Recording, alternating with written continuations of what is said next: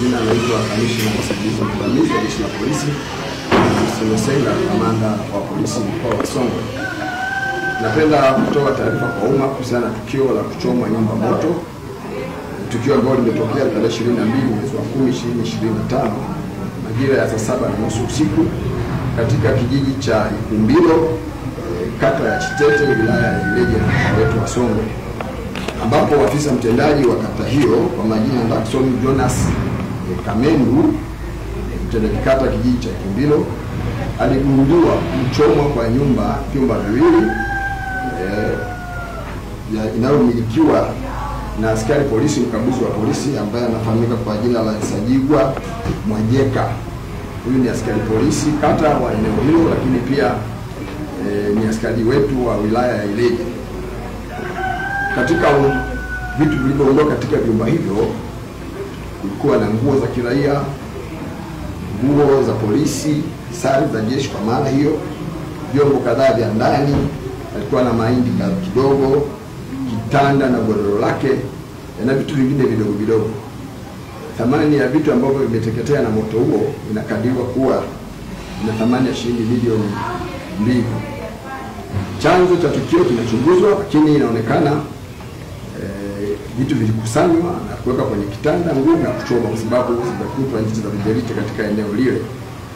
Mpaka sasa hatujakamata mtu, mkaje uchunguzi unaendelea. Kuna watu ambao tumeshapata taarifa, tunawafuatilia, na tutakapokuwa tunaendelea tukiwakamata na kuwahoji, basi tutatoa taarifa kamili nini hasa sababu ya kufanya tukio hili. Na tukio hili limefanyika wakati askari huyu akiwa kwenye kutekeleza kazi zake maalum usiku, na kazi alikuwa anazifanya, kwa hiyo hakuwepo nyumbani. Mbinu iliyotumika ni kuvunja mlango kwa kupiga teke au na kitu kizito na kutekeleza uhalifu huo. Kwa hiyo tunaendelea na uchunguzi, endapo tutawabaini hao waliofanya vitu hivyo na nini hasa sababu ya kufanya hivyo, basi tutatoa taarifa kwa kadri nafasi itakapokuwa inaruhusu. Asante sana.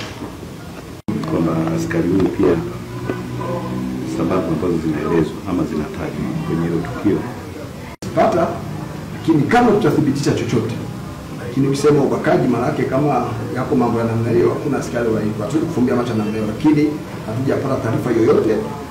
Askari wetu wa upelelezi wako huko kuchunguza, tuone chanzo hasa ni nini.